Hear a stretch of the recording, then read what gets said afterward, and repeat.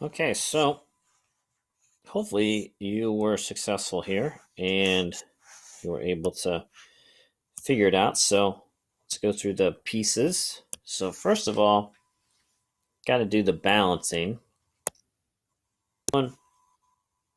You were hopefully able to kind of sort it out. So, first thing you're going to need to do is like I would probably start with the 2 here.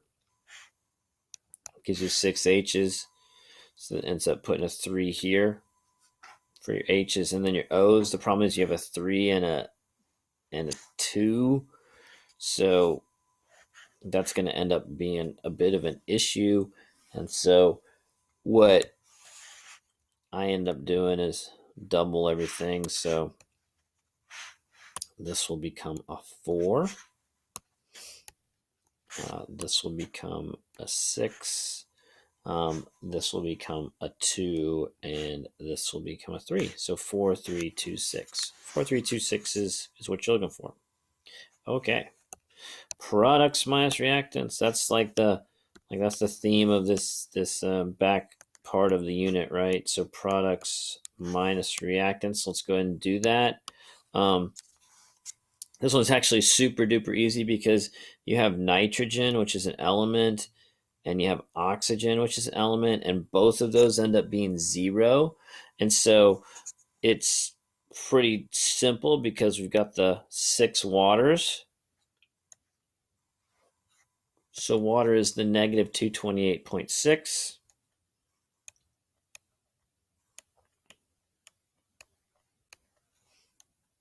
And then we're going to add that to the nitrogens, but the nitrogens are not going to be doing much because they are 0.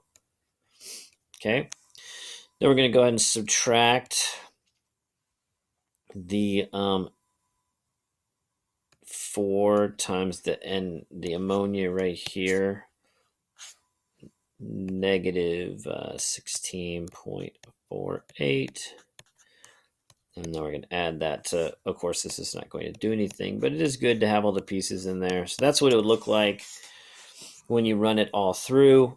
No real tricks outside of making sure that it is balanced, right? So go 6 times negative 228.6.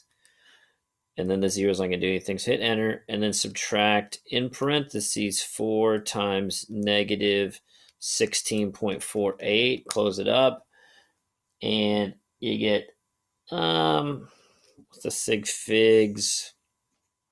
Let's go negative 13 point. I got negative 1305.68. So I'd probably report that as like, I don't know, 13.06 probably. But the key thing is it's negative, right? So since it's negative, then that tells us that it is going to be spontaneous because we've got a delta G that had a negative sign. So that's why the signs are just like so important on these when you're kind of going through them. So, okay, guys. I mean, you should assume again, this is every one of these examples, you're probably going to see something like this on the test. And this one is so easy that you do want to get this. But last thing in the notes, this takes care of unit 3, is what do I do if I'm at equilibrium? And so equilibrium is weird because we haven't talked about equilibrium yet. And that's when a chemical reaction is basically stopped, meaning that that it's no longer making products because it's reached a state of balance. So, what do we do if the delta G is 0? And so you can have something like this where they say, well, if you've got a delta H and you got a delta S, find temperature if you're at equilibrium. So the key thing is you're like, oh, equilibrium. well, that means delta G equals 0. So what we do is it's just another way to use this formula like so, but we're going to fiddle around with the variables a little bit. So the delta G becomes 0. The delta H is the negative 114.1 kilojoules minus temperature, which we're looking for. So I'm going to make that the X. And then I'm going to convert my delta S into kilojoules. And we've done this before. So it'd be like negative 146.2. And that's joules times 1 kilojoule over 1,000 joules. And if you do that, you're just going to move the decimal to the left. So it's going to become negative 0.1462. And now we can solve for X. And that's going to give us a Kelvin temperature because these values are per Kelvin as well. So let's just run it through real quick. So basically, you're going to add 114.1 to both sides. And so then you're going to have 114.1 divided by the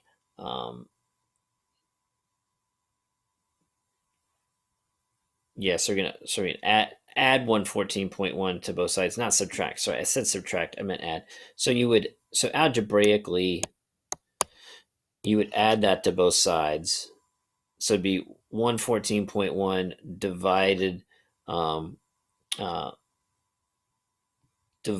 by this, but the problem is that's a negative X, so you'd end up flipping over your value. So I should probably just write it out instead of telling you in your head. So let's just write it out. So algebraically, what's going to happen here is, see, this is like a negative X on the left side, and we don't really want a negative X. So you're going to end up with kind of a squirrely situation here. But the easiest thing to do would be to add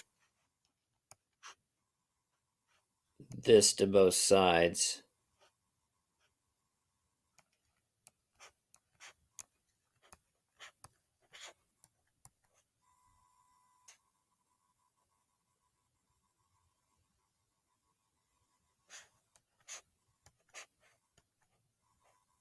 I put a positive there just so that we kind of understand what's going on here.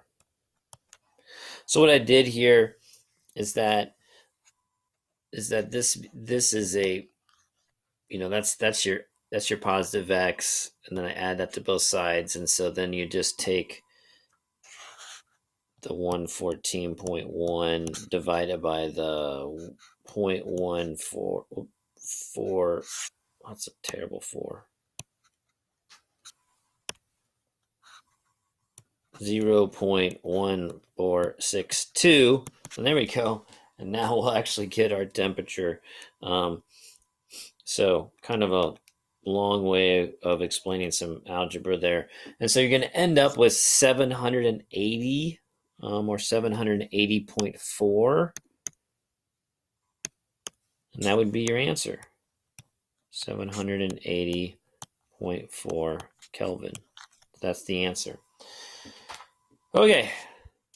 But I want to tell you right now, this is not going to probably be something that is going to be on my test. I don't think I use equilibrium. I mean, yes, it's fair game for the test, but I would not stress on this. There are bigger concepts to look at, and we haven't talked about equilibrium yet, so it's a bit unfair.